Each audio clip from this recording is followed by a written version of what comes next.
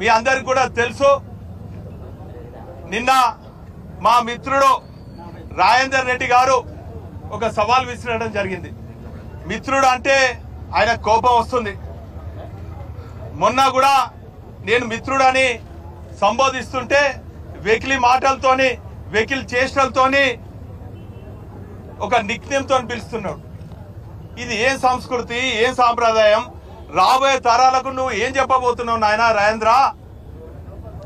Media ద్వారా మీ కాంగ్రెస్ శ్రేణులందరినీ కూడా నేను డిమాండ్ చేస్తున్నా. నేను గతంలో శాసనసభ్యుని 3 సార్లు గెలిచిన.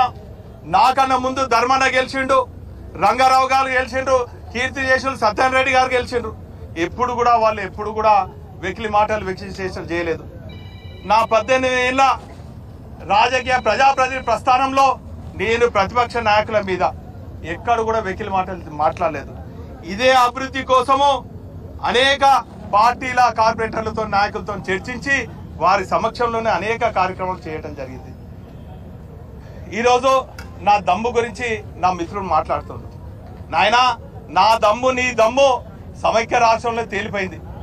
నా దమ్ము తెలంగాణ వాళ్ళ తరఫున సమైక్యవాదులకు గుండెల్లో నిద్రపోయి నిండు అసెంబ్లీలోనే నల్ల జెండా ప్రదర్శించి ఆనాటి ఉద్యమ నేతలు చెలో అసెంబ్లీ కార్యక్రమం ఇస్తే నా తెలంగాణ విముక్తి కోసం, నా తెలంగాణ రాష్ట్ర సాధన కోసం పోలీసుల కళ్ళు కప్పి మరి నిండు అసెంబ్లీ నడుస్తుంటే కూడా నల్ల జెండాలను ప్రదర్శించినటువంటి చరిత్ర, అసెంబ్లీ పైన నాటినటువంటి చరిత్ర నాది.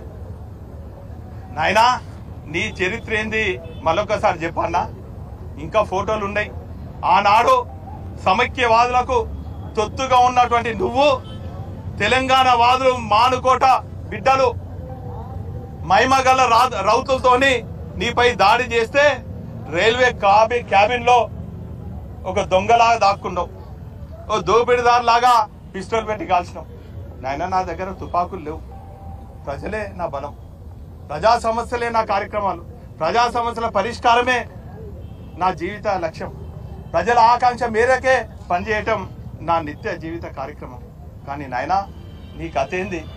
నిన్నగాక మొన్న అడ్డిమారుగుడ్డి దెబ్బలో గెలిచి 7-8 నెలలు కాలే ఇది నేనే చేసిన అంటావు, అది నేనే చేసిన అంటావు. ఎంత విచిత్రంగా ఉంది, చాలా బాధేస్తుంది.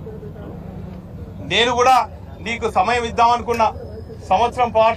2 సంవత్సరాల పాటు నీకు సమయం ఇచ్చి నీ అభివృద్ధి కార్యక్రమాలు ఏంది, నీ నిధులు తెచ్చుడు ఏంది అని చెప్పి నేను మా శ్రేణులందరూ కూడా ఎక్కడ విమర్శించొద్దు అనుకున్నాం, ఎక్కడ నిన్ను ప్రశ్నించొద్దు అనుకున్నాం. గడికి 2 నెలల కోసం నన్ను గెలుపుతున్నావు. నేను వాస్తవాలు ప్రజలకు చెప్పదలుచుకున్నా. మొన్న కాళోజీ కళాక్షేత్రం గురించి గెలికినావు, దాని చరిత్ర ఏందో చెప్పినా. నిన్న ఇక్కడికి వచ్చినావు, నైమ్నగర్ నాలా గురించి, నైమ్నగర్ బ్రిడ్జ్ గురించి మాట్లాడినావు. నీకు ఈ చరిత్ర తెలుసా నాయన? 2020 ఆగస్టులో దేశంలో ఎక్కడ కురవని వర్షపాతం ఈ నగరంలో కురిసింది. దేశంలో అంత పెద్ద వర్షపాతం కురవటం దేశంలోనే మొదటిసారి. శాస్త్రవేత్తలు చెప్పినట్టు 275 మిల్లీమీటర్స్ వర్షం కురిసింది. 27.5 సెంటీమీటర్ల వర్షపాతం ఈ నగరాన్ని కుదిపేసింది. ఆ క్రమంలో నేను ఒక ప్రజాప్రతినిధిగా ఉన్నప్పుడు ప్రజలను ఆదుకోవాలి అని చెప్పి వరదలు వచ్చినప్పటికి కూడా నేను వరద బాధితుల ప్రాంతాలలో కూడా అంతా తిరిగి ఒక నివేదిక ఆనాటి ముఖ్యమంత్రి కేసీఆర్ గారికి, ఆనాటి మున్సిపల్ శాఖ మంత్రివర్యులు కేటీ రామారావు గారికి సమర్పించడం జరిగింది.